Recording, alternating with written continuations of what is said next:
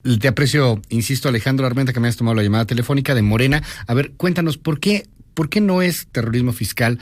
¿Por qué equiparar a alguien que compre una factura o que compre facturas hasta por 7.8 millones de pesos, que sí es muchísimo dinero, pero por qué equipararlo a una delincuencia organizada? ¿Qué nos dices, Alejandro, ante todas las críticas que han surgido a la ley?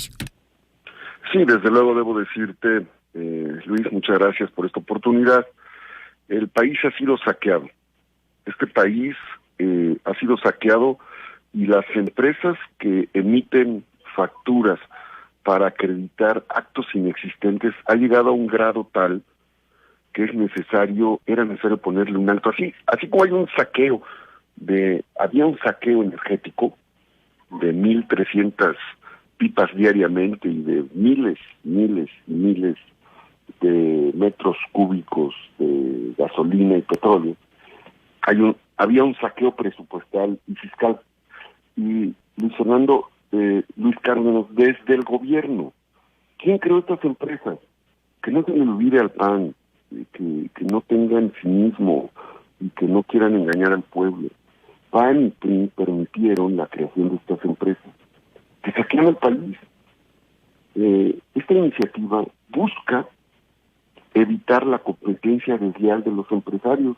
Un empresario que compra, que vende los productos, que se dedica a generar empleo, se tiene que enfrentar a competidores desleales, que muchos de ellos realizan contrabando y que facturan el contrabando, y que se enfrentan a empresarios que no son empresarios. Estos disqueempresarios disfrazados que emitieron ya 9 millones de facturas para amparar una tercera parte, Luis, del presupuesto anual, claro que le generan un daño no solo al fisco, al país, porque esto es equivalente a 7 años, lo que han defraudado es equivalente a 7 años de la Guardia Nacional, o sea, el costo de la Guardia Nacional.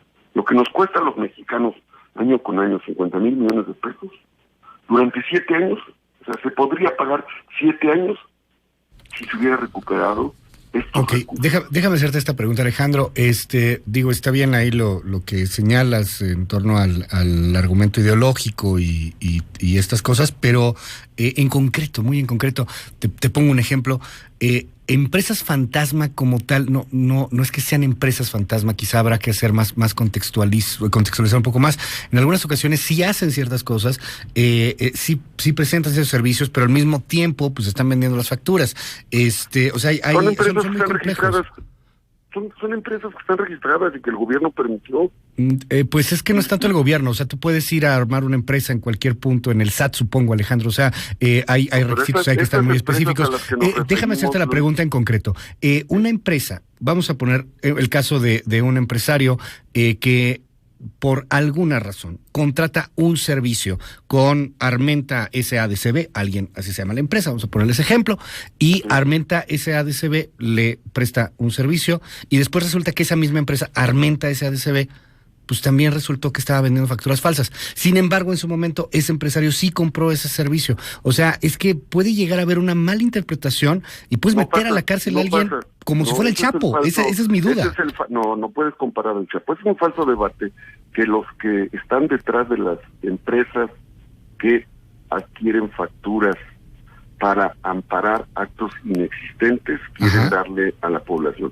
Nosotros detectamos delincuentes fiscales peligrosos y delincuentes fiscales no peligrosos.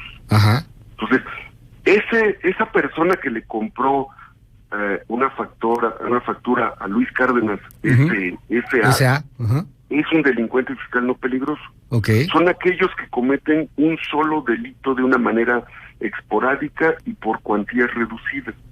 La reforma para ellos contempla salidas externas a los evasores fiscales de menor peligrosidad, siempre y cuando de manera inmediata reparen el daño y que no haya sobrepasado 7.8 millones de pesos, que estos 7.8 millones de pesos, Luis, que amparan los defraudados, equivalen a una factura global de cerca de 30 millones de pesos. Quien emite una factura de 30 millones de pesos no es un microempresario ni es un pequeño empresario. Se te está perdiendo la comunicación, Alejandro. A ver, por favor, no sé si estás en un altavoz, creo que sí. A ver si podemos arreglar eso porque se nos pierde de pronto la voz de Armenta, de Alejandro Armenta. Te está perdiendo la comunicación. ¿Nos escuchas ahí mejor?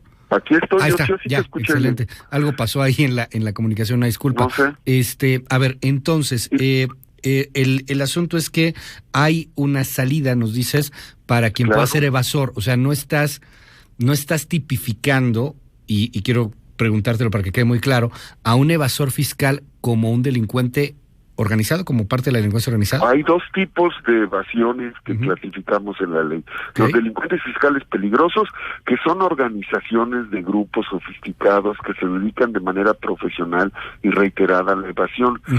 Aún a ellos se propone que los delitos, se propuso típicamente cometidos por estas compañías factureras, se dedican a eso. Para estos va a haber prisión preventiva, va a haber todo un proceso, se tiene que realizar una auditoría por el SAT para definir la existencia de hechos delictivos. Se tiene como filtro que hacer hallazgos por parte del SAT para formular una denuncia ante la Fiscalía. Y todavía la Fiscalía realiza investigaciones conducentes para armar la carpeta de investigación y llevar al Poder Judicial. Pero ¿sabes quiénes son? ¿Saben quiénes son, Luis? Y es lo que no quieren reconocer. Estos factureros son los políticos que se hicieron delincuentes desde el gobierno, se disfrazaron de empresarios y han saqueado al país. Y esos políticos son los que ¿por qué no me gobernaron dices ese país algunos? PAN, en el PRI. Ya, perdón, Alejandro, te pregunto, ¿por qué no me dices algunos nombres de esos políticos? Bueno, ¿cómo se llaman? ¿En dónde trabajan? ¿Qué partido tienen? No, bueno, pues ya te dices el PAN y el PRI, y son los que saqueaban Pues en el PAN y en el PRI hay muchos.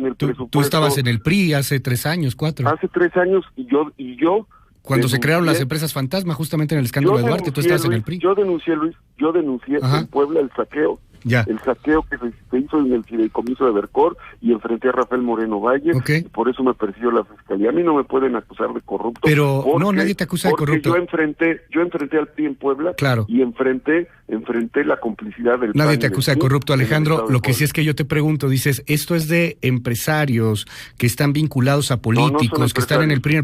¿Quiénes? Dime un nombre, nada más. No son empresarios. No, Luis, no te confundas. No son empresarios. Son políticos que se hicieron delincuentes en el poder y se disfrazaron de empresarios. ¿Quién? Hay muchos políticos. ¿Quién? Uno. Dime un nombre nada más. No, yo no soy Ministerio Público, no. Esta ley... Pero no eres Ministerio Público, pero lo acusas, Alejandro. Es que me llama la atención eso. Luis, yo no estoy acusando a nadie. Estamos haciendo una ley para proteger... Pero acabas de acusar a políticos que son del PRI y del PAN que hicieron estas facturas para robarse al erario. Es lo que acabas de decir en los últimos 5 minutos.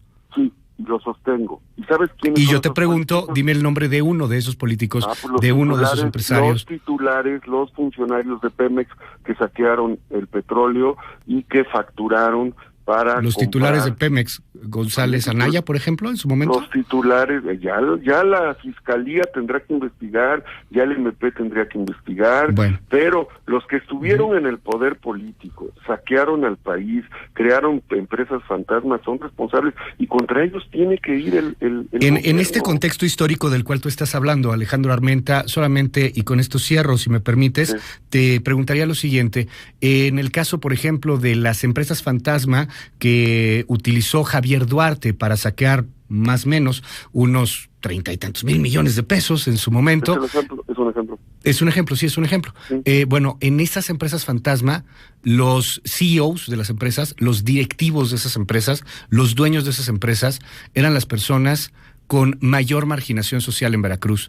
Habían ido a extorsionarlos de alguna forma, a obligarlos, a engañarlos para que fueran ellos los dueños de empresas que vendían papel higiénico que nunca se entregaba, que vendían servicios que nunca se entregaban.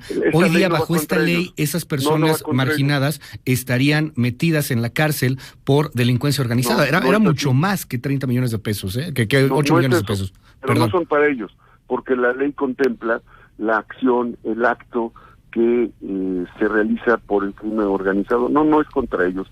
Esa es la lógica que quieren hacer... No, te lo pregunto. Ejemplo, no, la ley no va contra ellos, Luis. Ajá. La ley no va contra ellos. Bueno. La ley va contra el crimen organizado, los que se disfrazaron de empresarios, crearon empresas fantasmas, que fueron, Luis, más de 9 millones de facturas apócrifas que se crearon entre el 2014 y el 2019. Okay. Son 8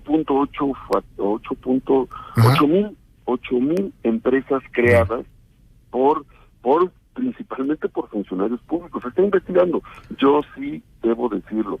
Por ahí me brinca mucho el dato porque platicamos con el SAT hace relativamente poco y nos daban justamente el dato al revés de lo que tú estás diciendo. Hay más empresas privadas que se dedican a esto que políticos involucrados en el tema. Entiendo el punto ideológico porque es un negocio. Pero Puebla es un estado de los 32. Sí. Y en los datos que tú me estás dando son facturaciones nacionales. Donde fue el segundo estado nacional, a nivel nacional, donde se desvían los recursos del presupuesto de manera extraordinaria. Sí, pero eso ya no tiene nada que ver, Alejandro, estamos hablando de facturas falsas. Es un ejemplo. En fin, está bien. Bueno, cerramos con eso. Entonces, lo que ustedes están diciendo es que los evasores no van a meterse a la cárcel necesariamente y bueno, pues vamos a estar... Hay dos tipos de delincuente. El delincuente no peligroso... Okay. Y el delincuente peligroso. Aquí tenemos que ser muy claros.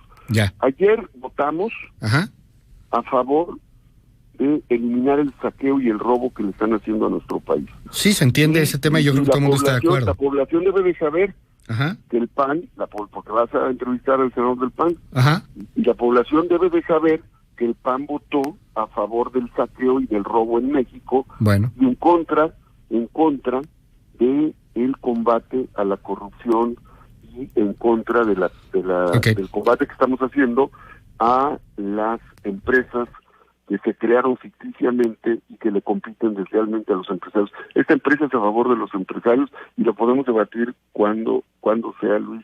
Es un esfuerzo que estamos haciendo para que haya más recursos. ¿Quieren más recursos? Necesitamos más recursos para el campo, para la salud, para la educación, para la seguridad.